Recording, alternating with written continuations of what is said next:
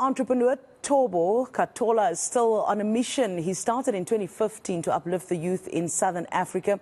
Starting as a university tutor, he soon found himself, listen to this, operating from the boot of his car, fueled by a passion to train young people in robotics and coding. Let's get more details on his incredible story. He joins me in studio this morning. Good morning. Thank you for coming into studio this morning. Thank you so much. I appreciate you for having me. Now, your story is incredible, and I first just want to use this opportunity to get some advice for young entrepreneurs, because you grew your business from the boot of your car to a place where you now have over 1,000 clients. Yes, that's in Botswana and in South Africa.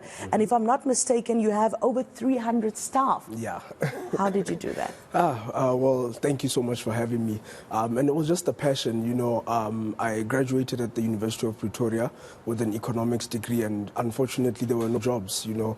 As you know, that there's a high unemployment rate. But I was always hired as a tutor by top institutions here in South Africa and at the university itself. So I just had a light bulb moment to say, you know, why don't I continue doing tutoring?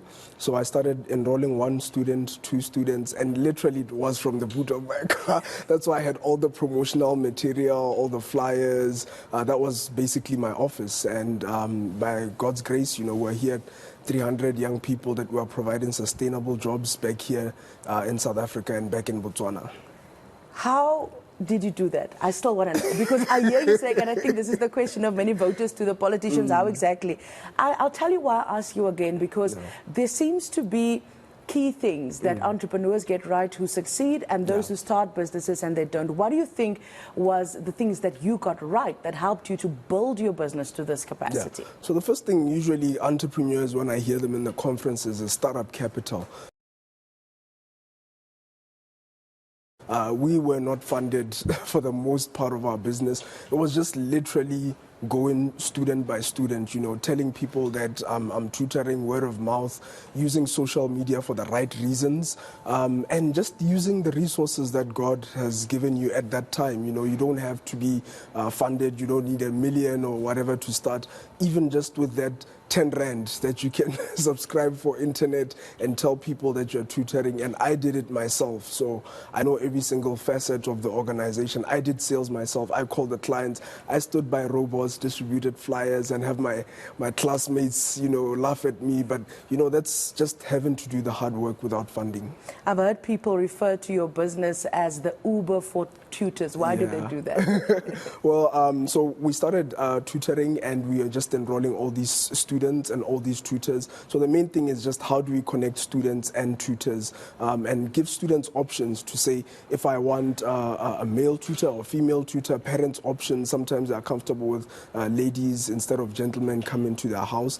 So we just developed the app, you know, as we saw that, you know, this is something that could make it easier for our clients to be able to just log in, and it picks your location. You tell it the subjects, then it will show you the tutors in your location. So you are able to change tutors, you know, even after 2 or 3 lessons, you feel maybe this tutors, maybe I can't understand the accent or I don't understand the tutor, you are able to just go into the app and change tutors. As a parent, I have to ask you about the safety and the vetting of these tutors, because we see a lot of incidents with university students, you know. Their safety is of concern to the parents. Is it also of concern to you, and how do you vet those tutors? It is concern to us, because, you know, it takes one rotten potato to just diminish the entire thing we've been working on. So we do a very rigorous vetting process. The same that your e-hailing services use, you know, we get the tutors to take their fingerprints, we check if they don't have background, criminal backgrounds or sexual offenders list, and we partner with local HR agencies. So we'll tell them that this week maybe we need 10 maths tutors, then they will obviously provide from the list of those who've already been vetted and cleared, a list of those. Then we also have our internal processes, a huge HR team, a huge compliance team that we make sure, because we are sending the tutor to your house. That's the difference between just getting somebody to drop you from A to B. You only meet them for 10 minutes. The risk is not that high, but sending somebody to your house, we have to make sure that these additional checks. Let's talk about the quality of education in South Africa, the quality of the workforce that it is producing. What role does tutoring play in that? Yeah, so basically, you know, tutoring and education feed into your skills development. So if you do well in your education, your basic education, high schooling and university, we know that the quality of the workforce will be quite good. And also, having these redundancy, I was actually, there's a study that I was studying on redundancy researches that universities do, to say sometimes a student is in their first year and already their job is already taken over by robots, by systems, by AI.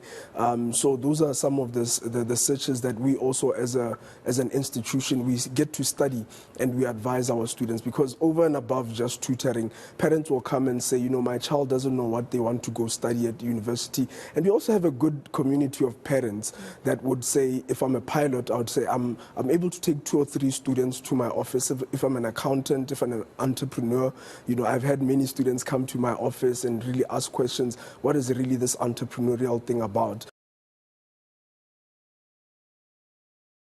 Because from that they can make informed decisions to their subject choices.